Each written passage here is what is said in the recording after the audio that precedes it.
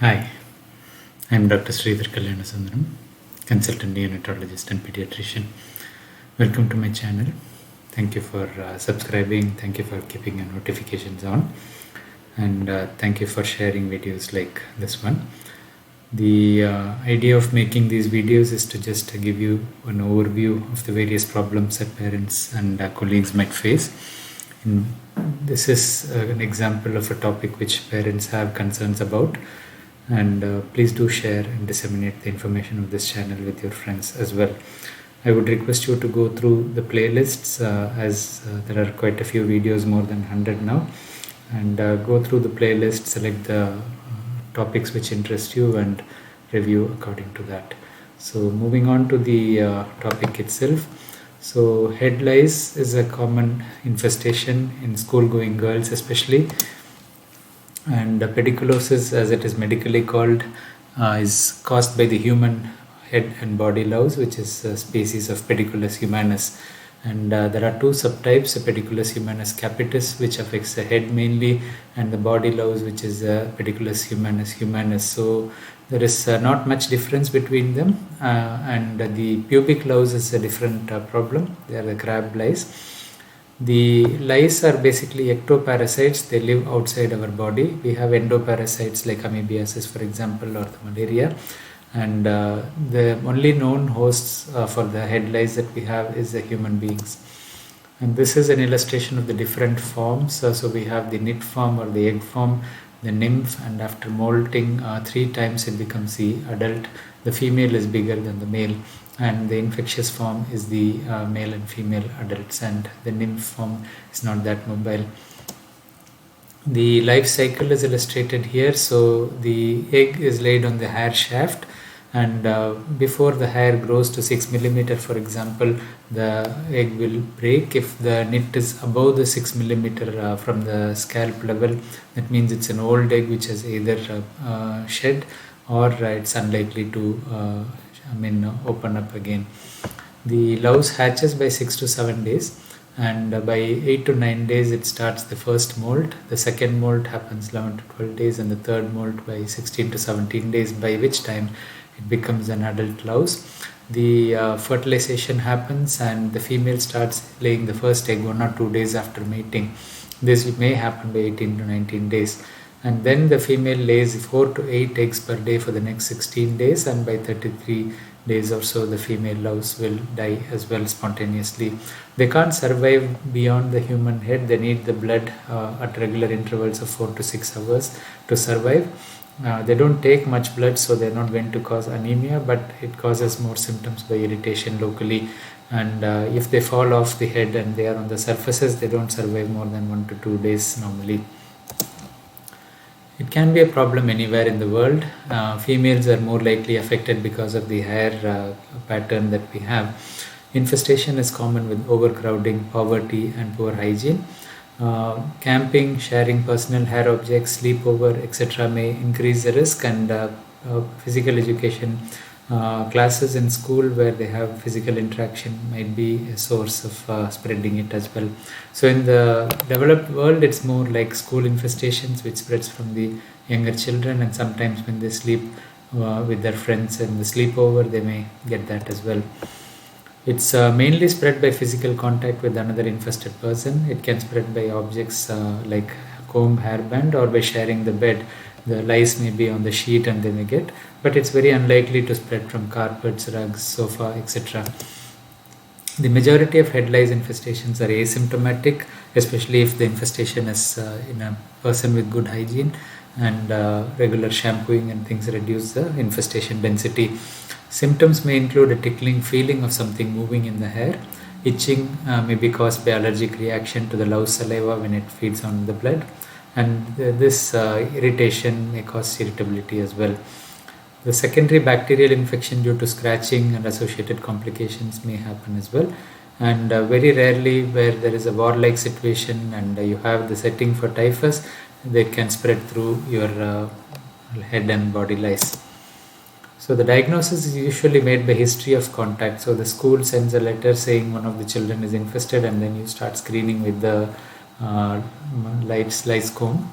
So the diagnostic test is wet combing, where you put a white conditioner to make the hair wet to the root and then use a fine knit comb. So the black lice will show against the white conditioner, and seeing the live lice is a confirmation.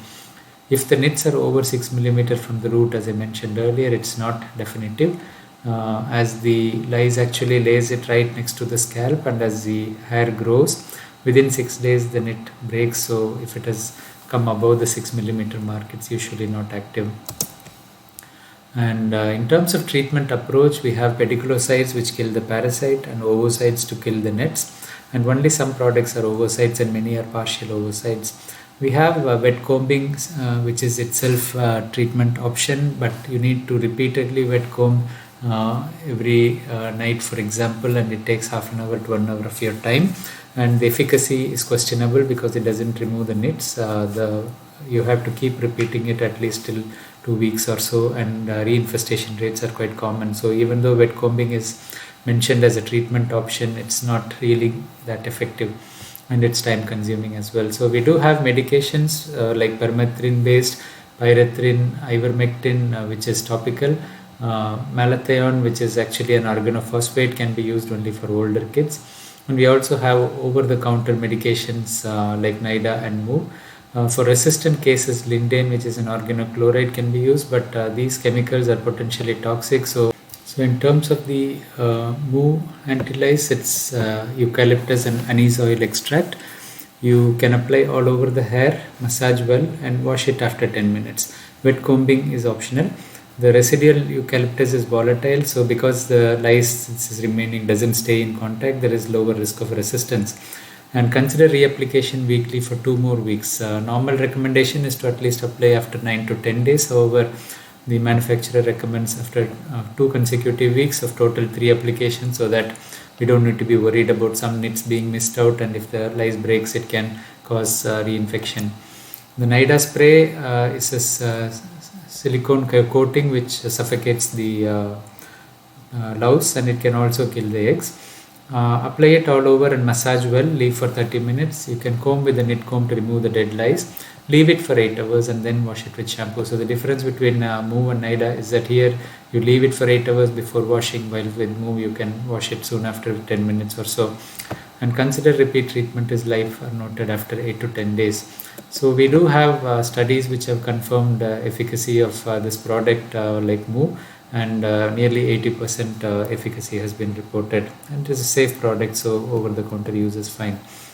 In terms of tips to avoid treatment failure, we avoid the use of conditioner for 2 days before treatment, and avoid routine shampooing 2 days after the medication use, so they may not interfere with the effect. Remember that some of these products are inflammable, so avoid exposure to heat, flames, and even hair straightening or curling should not be done when the hair is wet. So keep this in mind when you use any chemicals on your hair. Be safe about this part. And preventing reinfestation is very important, because if you still have contact with the person who has the lice and they have not been treated, you would get it again even though you're treating it. So the treatment is not immunity, it's only to remove what is on your head at that time. So family and contact surveillance and treatment as needed for them is important. Unlike scabies, we don't need to treat all family members unless you actually show lice on them in wet hair. However, if you are sharing the bed, it's better to treat them. Clothes, sheets, etc. can be washed in warm water, and if you can't wash or dry clean, you can keep them in a closed bag for 2 weeks, by which time any lice will die. Cleaning carpets thoroughly should be adequate. Extreme measures like spraying disinfectant is not required. And as I mentioned earlier, reinfestation can happen if the contacts are not treated. So schools ensure that the other children are treated. And repeat treatment after 8 to 10 days after wet combing to test if lice is still present is usually indicated in any form of treatment. Especially if it is not ovocidal, it becomes even more important. So even though it's not a serious problem, it's a nuisance, and adequate treatment is essential, or the schools are cautious before the children come back. Safe treatment options are available. Follow the instructions and be careful if you're using medications to use them at the right timing, and don't overuse them as well, as some of them are toxic. And you should make sure that you're using the following guidelines so that you don't have the risk of resistance developing. So it's an important video, and I hope you can benefit from it. Do share it with your friends, and if you have any questions, you can mention in the comment box. If you have any other products that you think might help, do mention it in the comments as well. Thank you for your time.